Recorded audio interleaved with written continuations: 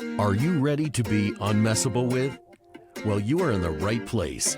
Welcome to Be Unmessable With, the podcast where you get the inspiration, strategy, and coaching to be unmessable with, no matter what life throws at you. And now, your host, Jocelyn Herman-Saccio. Hey there. Welcome to Be Unmessable with the podcast. My name is Jocelyn Herman-Saccio. I'm your host. And today my guest is the co-founder of MaryRuth's, which is one of the largest and leading health and wellness brands in the world. And David Guiam, who is my guest, helped scale MaryRuth's to over 500,000 points of distribution in over 180 countries with no outside funding. He's also one of the leading speakers in the world on spirituality and business consciousness. He utilizes his knowledge of wisdom of Kabbalah and his experience creating a global brand. And inside of that, he's given over 2,000 live seminars to over 1 million people throughout the US and internationally. He has this incredible ability to combine high-level spiritual concepts with practical business savvy in a relatable manner that's engaging, inspiring, and lighthearted at the same time. David is one of the most sought-after personal coaches, having fulfilled over 30,000 hours of one-on-one spiritual and business development coaching to CEOs, founders, executives, celebrities, athletes, and politicians. David devotes his life to sharing the spiritual wisdom of Kabbalah with the world, with us today, and in doing so, he generously donates all the proceeds. I know, you heard me right, generates and donates all the proceeds from his seminars, courses, and coaching to charitable endeavors. He is a remarkable human being, and we are so lucky to have him here on the show today. So I'm so happy that he said yes to being our guest. Let's welcome David Guiam. Thank you for having me. Appreciate being here. Yes, our mutual friend Jennifer introduced us, and she is the queen of all connectors. No question about it. She is an incredible connector and networker, and I know that her intention is always just to raise consciousness around the world. So it's a very powerful thing. She's a very special human being. But in any case, tell us about yourself, because when I, introduced you, I read your bio. It's such a varied bio. It's kind of like, how did you wind up doing what you're doing? It seems to me maybe you would be, like a spiritual leader somewhere, and you're doing vitamins. So come on, talk to us and tell us how this came about. Yeah, it's a very unorthodox life path, but I would say that when I was around 15 years old, had a lot going on in my life, and I was introduced to a spiritual path called Kabbalah. My uncle introduced me, and I went to a seminar, and it changed my life. And Kabbalah, for people who don't know, is universal, ancient spiritual wisdom. It helps bring all religions together, all spiritualities, all life paths. And from my own following, it comes from every demographic, every culture, and every religion. And the main thing I always hear is how Kabbalah is enhancing their spiritual understanding of their life, what they're going through, why they're going through it, why their soul came to this world, why they have the challenges they have, and the tools and consciousness and wisdom they need in order to create miracles in their own life. And as a result, it makes them a better whatever it is that they are in their life already, whatever path they're already on. So I started to study Kabbalah. It changed my life. I got really into it. I started volunteering. I started mentoring. Around 18, I started giving seminars. Around 19, I graduated UCLA, and I decided instead of going to grad school, I wanted to teach full time. And I joined a nonprofit called the Kabbalah Center, and I dedicated 24/7 my life to bringing this wisdom to this world, all for charity. So during the day, I would do personal one-on-one coaching for people who needed help and support. And then at night, I would teach an average of 1 to 2 seminars, probably an average of like 4 to 6 a week. So, and I've been doing that for the last 20 years. So when I was 29 years old, I got married, and I didn't have any money because I've been working for charity my whole life. And my wife at the time did not have any means as well. And so her name is MaryRuth. And so her background is health and wellness. And I said, look, Kabbalah has given me the wisdom and tools of how to help really create miracles in other people's lives. I can't imagine that we together can't build something great. And it started with a health and wellness practice that then morphed into a product line that now morphed into one of the leading wellness brands in the world. So we're the leading liquid vitamin brand in the nation here in the US. We're the number one kids, infant toddler brand, and many other categories. We're in 180 countries, about 200 employees, about 250 products. And so I dedicate about 50% of my time to the company and to kind of help nourish the physical body, you could say. Mm-hmm. And then the other 50% of my time is dedicated to bringing this wisdom to the world and helping elevate consciousness. And what's amazing is, millions of people have started to study Kabbalah. I only started on social media about 7 months ago. So I had really no following and no connection to the audience at large, but people really are resonating with this content. And it's very powerful for them. It's content that they've never really heard before. So that's kind of my life. It's very simple. I just do these two things.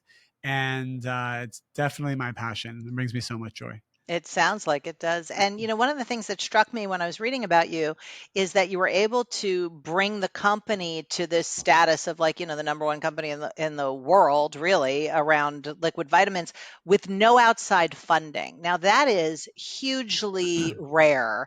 Yeah. Just talk a little bit about how'd you do that? That's crazy. Yeah, it's interesting. Not only do we not have outside funding, MaryRuth actually had gone through a lot of challenges in her life before we met. Her father and brother suddenly passed away, and then her mom got sick, which is what got her into health and wellness to try to bring her mom really back to life. And in that time, her family had gone into a lot of personal debt, close to $700,000 worth of personal debt. So when we met, we weren't at zero. We were at negative. Yeah. Yeah. So we're like, all right, we'll come up with a debt management plan. We'll pay everybody back. Everybody had helped them through these tough times, but now it's time to pay it back.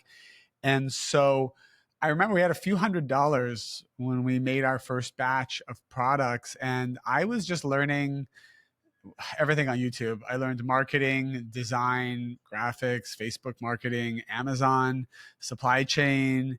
The list goes on. I used to teach Kabbalah during the day, and then from 10 p.m. to 2 a.m., I would learn how to really run a company. Amazing. I have no business background. All of this was really divinely guided. And I tell people, when the wisdom of Kabbalah does something very powerful, it simplifies your life. And it opens up like a portal of energy that just shows you where to go and how to go. You don't need to be an expert. You don't need to come from wealth. You don't need to even have any spiritual background. You just need to be accessing this part of your soul that is already there and will show you everything that you need to be shown. So that's how we started. It instantly was successful. And it was only 8 years in. We didn't hire our first employee for the first 5 years. And 8 years in, we decided that we did want to bring on a partner to help us grow to the next level. So we sold a minority stake of our company, and we brought in these incredible partners. Private equity often gets a bad rap, but we had a partner that was just outstanding. And they helped professionalize us more. We became a more premium brand. We did more testing. We were more transparent about our products. Everything just went to its next level. And that was 3 years ago. And what's interesting, actually, is 2 days ago, I can share this because it was just announced. Unlike most founders who at this stage would probably sell and sail into the sunset, we decided to actually buy back our company fully. So we went out and raised money to buy back the entire company and just have it be fully founder-led, and not to sell it to a big pharmaceutical company or a conglomerate, which often will degrade the brand in ways that we don't want to let our customers down. And so this was a big step for us. It was a risky step, but we believe in the company, we believe in ourselves, we believe in our employees, we believe in our products, and we believe in our customers. So that was kind of the move we just made, and with the grace of the Creator will help us. Yeah, so thank you. Yeah, that's wonderful. So when you work with people as a one-on-one coach, or when you lead courses, what do you find gets in people's way the most, or how I would say that is what messes with people the most in terms of being connected to their truest self? That's a great question. Thank you. Number one, Number one, if I'm on a coach, I don't really do the coaching calls anymore. Just it doesn't allow my time. But when I would do them, it usually would take me about, let's say someone would sign up for like a 30-minute prosperity call. Like, how do I break through something? It usually would take me 5 minutes to realize they don't know what they want. And that's a big thing. People think they know what they want. People think they're clear about where they want to go and what their vision is. But when I start asking questions, they want a little this, they want a little that. I want respect, I want love, I want prosperity, I want to pay my bills, I don't want employees, I'm not sure what it starts to get convoluted. And when your energy is convoluted inside of you, in your consciousness, then the universe doesn't know what to do for you. So the energy that's reflected back to you is also convoluted, and then things take time, things are delayed, you don't feel connected to what you're doing. So the first thing I tell people is, what do you want? And they don't know how to answer that question. They actually have to come back to answer it. Learning what you want is also a difficult thing because, well, how do I know what I want? And I tell people, one of the technologies we talk about in Kabbalah is a technology that has been altered in such a way that people don't respect it anymore as much. And that's prayer. Prayer is actually a technology that is not about bribing or trying to convince God to give you something. Yeah, like if you give me this, I'll never drink again. Yeah. I'm uncomfortable right now. So God, you need to change this universal dynamic to make me comfortable. That's not what prayer is. The negative side, there's a negative force in this world that kind of challenges us, has convinced people of that.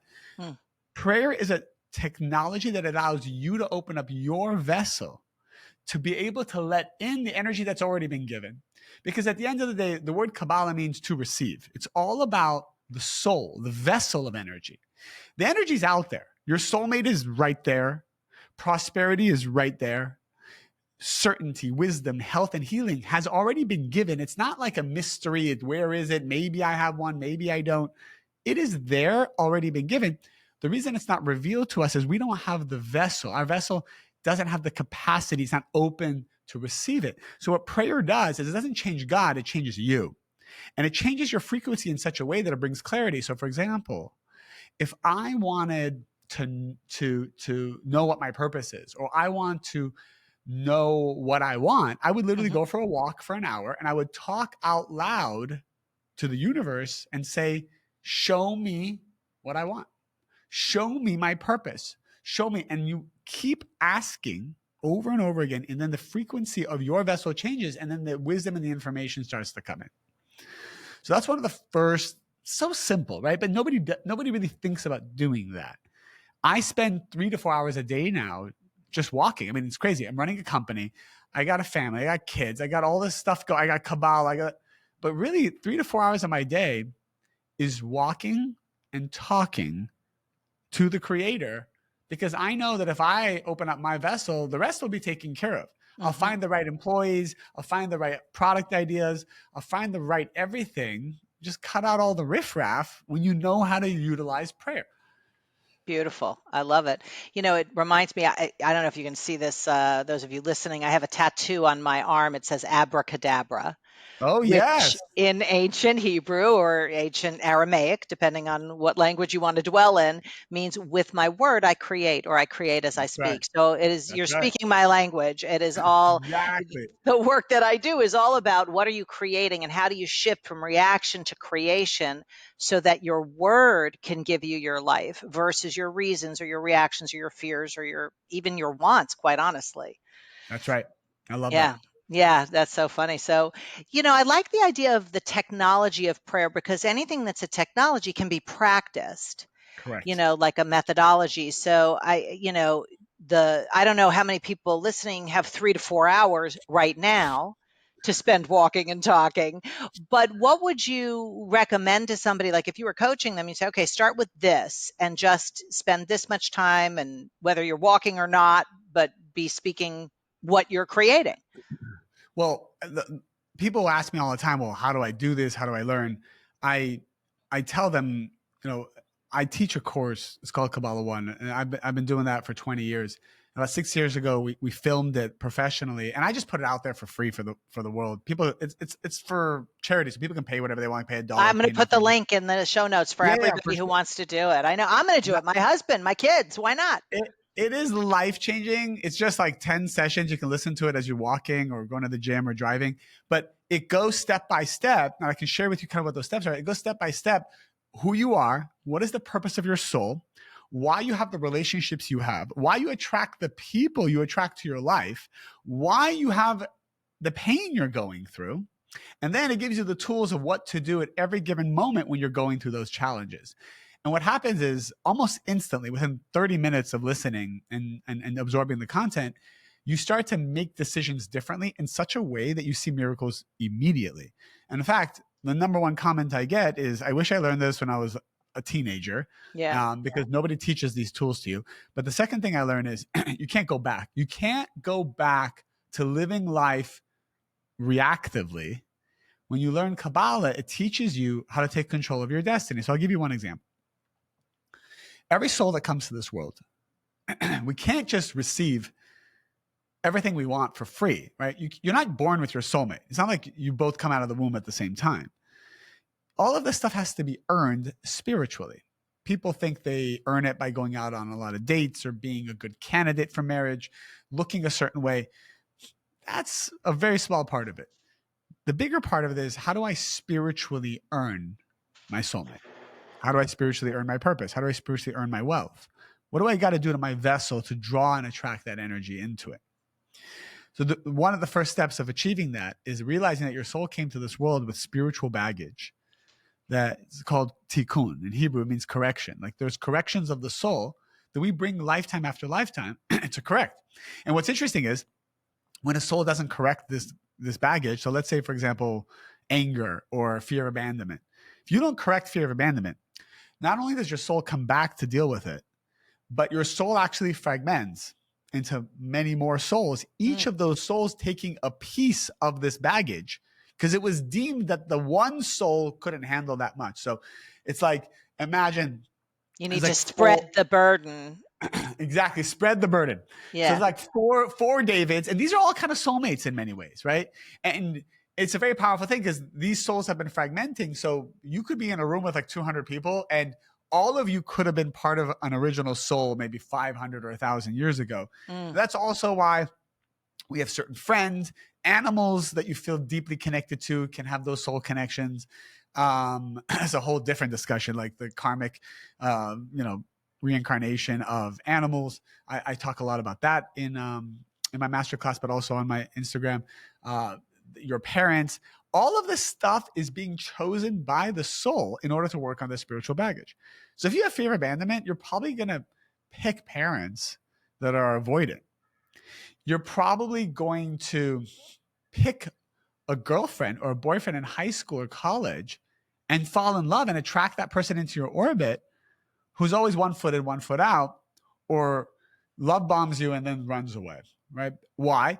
In order to awaken that baggage, so you know how to access the deepest part of your soul and create miracles in your life. That's how you earn what we call the light of the creator, this force of miracles. You have to see what the garbage is, then you have to take responsibility to transform it. And everyone in this world is an actor to trigger and educate you on what the garbage is. And we actually chose these souls.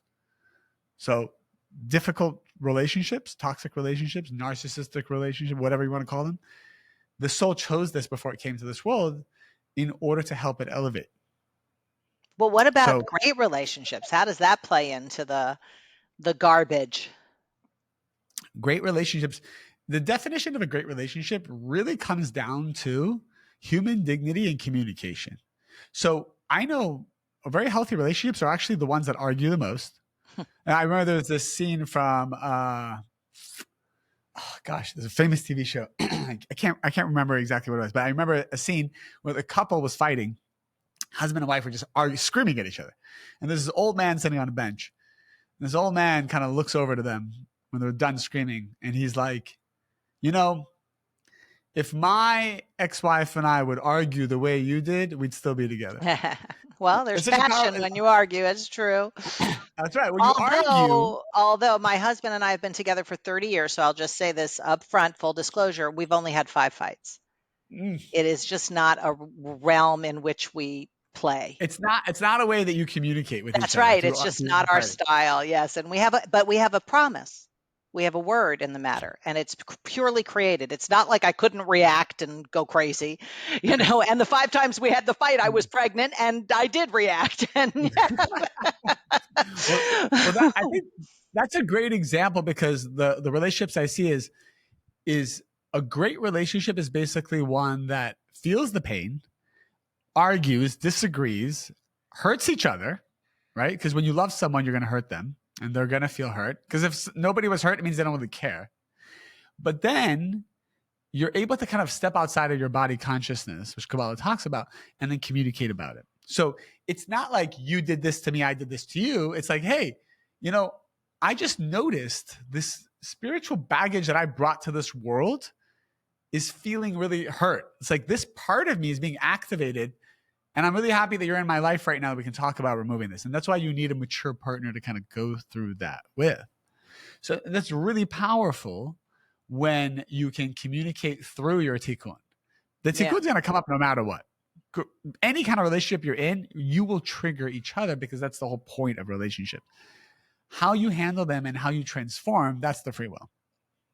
Well, a lot of people that I work with, one of the questions they ask me, and I have certain coaching for them, is how do I deal with toxic people? Now, I'm not going to say what I would say to that, but I was listening to one of your videos about your aura. Yes. And can you talk a little bit about that? Because I found that fascinating and very much in alignment with where my view is, but a different cut of it. So please. Well, sorry. No. You okay?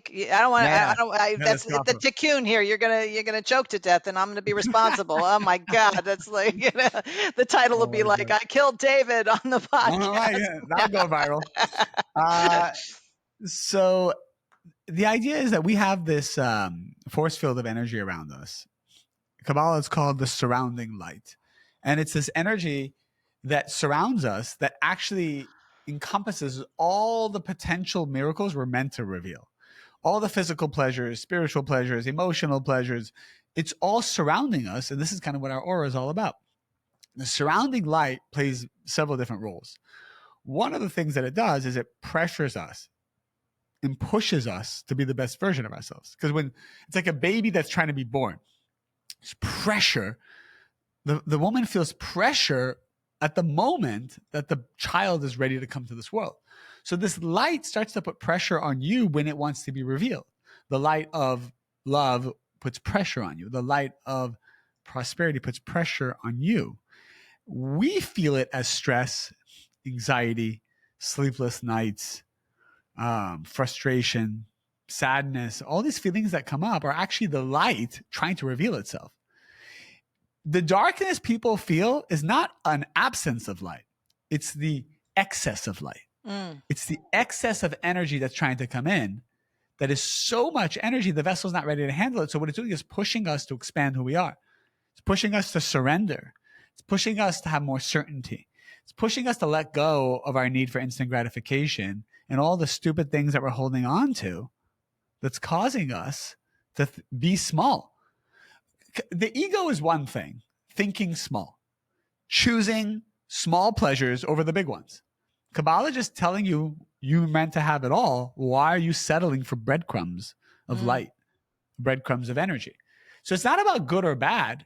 It's about a constant settling that's happening. And that's how we inspire people. We don't tell people, oh, don't do this. This is bad. Someone wanted to ask me like, oh, I'm in relationships and I sleep around with all these people. Is that bad? What does Kabbalah say about that? I remember somebody asked me this like 15 years ago. And I said, do you enjoy it? And he said, yes, I enjoy it. I said, great. So you're happy, go do it. Like there's not a discussion to be had here. But when he came back 6 months later and says, I'm not enjoying it. I said, you're not enjoying it. Now there's a discussion to be had. I said, he's like, am I doing something wrong? I said, we don't like to talk in that way of wrong or right or you're good or bad. Like that's all very limiting. I'm saying the reason you don't feel good is because you have this big soul This big soul wants something big, and you're giving it something small. So yeah, if I went to 5-star restaurant, I'm really hungry, and I'm ready to have like a great steak, and they bring me like a leaf, I'm going to be upset. This is not going to be satisfying. So you're not satisfied. So you're not doing anything wrong. It's just that your soul wants something more. So let's talk about that. So Kabbalah can help you get more, not settle for less. That's really what it comes down to. We don't have to shame people and guilt them into being good or bad. Like all that actually makes everybody worse. You never help anyone by shaming them, ever. No. You know, one of the things you had said was something about like, you know, if you're depending on someone else's energy for your, I'm going to call it clearing, but let's say aura, right? In your language, the aura, but the space that you are, right, gets impacted by other people's energy if you're dependent upon their energy. Am I getting that kind of? Yes. So the minute you need, there's a universal law that says as soon as you depend on someone's energy for your happiness, you begin to lose that energy.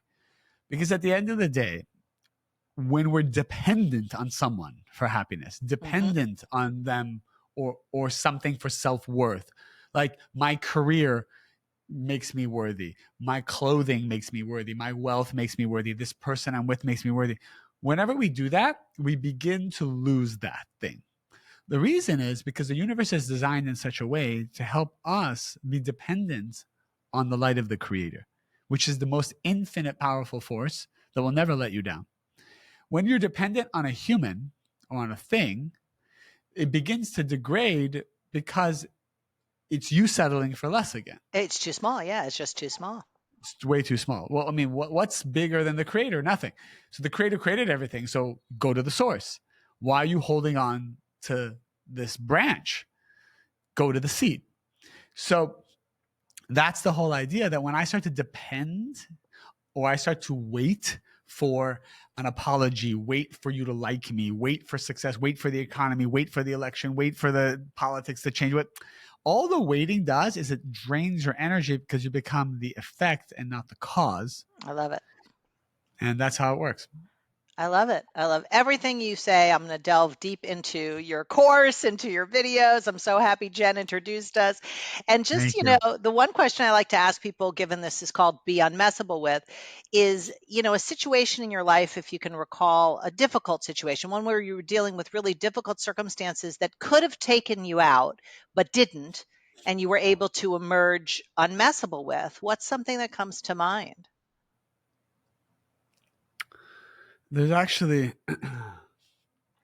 yeah, there's a couple that come to mind, but I would say probably the most powerful was the year after I got married and we didn't have any money. It was actually, I fell into a victim consciousness of, you know, I just dedicate my whole life to helping other people. And this is what I have to show for it. And I was almost like angry with the energy saying, hey, like, what about me? And I remember, and I was actually like, you know, go in and out of sadness, you go in and out of victim consciousness. And I remember this moment in time. I was in New York at the time. I was living in New York, and I was walking down New York City, and I realized, wait a minute, I'm not living what I'm teaching. What would I tell myself? Like, what would Kabbalah say? The Kabbalah would say, you have to become the energy that you want to receive, and you have to actually. Time is an illusion, so you have to bring the future now. So if I'm going to be a billionaire in the future, well, then I'm going to be a billionaire right now. And I changed my mindset, and I started to become just happy as if I already had everything. Even though physically I had nothing, we were 6 months behind in rent. We barely afford the food that we needed. Like, it was not a good situation. I was sleeping on the floor. We couldn't afford like a big mattress. When I slept on that floor, that uncomfortable floor, and had garbage bags on the window because the light was too strong, I visualized and felt as if I had everything. And this feeling and this vibration of having everything is what I credit. I think 7 days later, we had the idea for the liquid vitamin came in. Amazing. And we almost didn't do it. We almost did something else, but you know, it came in strong. So I know that the wisdom of the seed level of our company was waiting to come in until we changed our consciousness. Shifted the space, yeah, until you shifted that space. Beautiful. And then the rest is history, so to speak. The rest is history. Yeah, beautiful. Well, I just so appreciate you taking the time to be with me Thanks and for with having me, everybody. Justin. Yeah, absolutely. And is there anything you want to offer people, which I'll obviously put in the show notes, anything you want to, or just offer verbally to Yeah, our yeah. My listeners? audience knows I never have anything to sell. I don't monetize my platform in any way for myself, and I've donated my own time and money to create this masterclass for you. It's Kabbalah1.com, KABBALAHONE.com. You just go. It's professionally recorded. It's the best content. You're gonna laugh. You're gonna have fun. You're gonna learn. It's pay what you want, so you can pay whatever you like. And that's what I recommend to people. Or if you just want bite-sized pieces of content, you can follow me on Instagram. My handle is my name, David Guiam. And every day I'm posting something, hopefully that's inspirational for you. Great. And I'll put all of that in the show notes so people don't have to write it down as they're listening, and you can just click on it and make it easy. And, again, thank you so much. I always love meeting people that are about impacting the world in an expansive way. So I'm happy we Thank you met. so much. Yeah, Appreciate you. absolutely. Thanks for Yeah, having me. you too. Absolutely. And for the rest of you, we will see you on the next episode of Be Unmessable with the podcast. And if you heard something today that made a difference for you, please share the episode with someone in your life who you think it would make a difference for, because there are people out there that your contribution to them will make the difference in their future. So please share. Thank you for tuning in to this episode of Be Unmessable with the podcast. I never take for granted that you've chosen to spend some time with me, and I am committed that you get value every time you do. So if you want to develop your Unmessable with muscle to create life versus react to it, click below in the show notes and we will get you into our free promise game process that will enable you to start creating what you want versus waiting for what you want. I look forward to hearing back from you on what you're creating, as well as future topics for the show that might support you in being unmessable with. See you next time.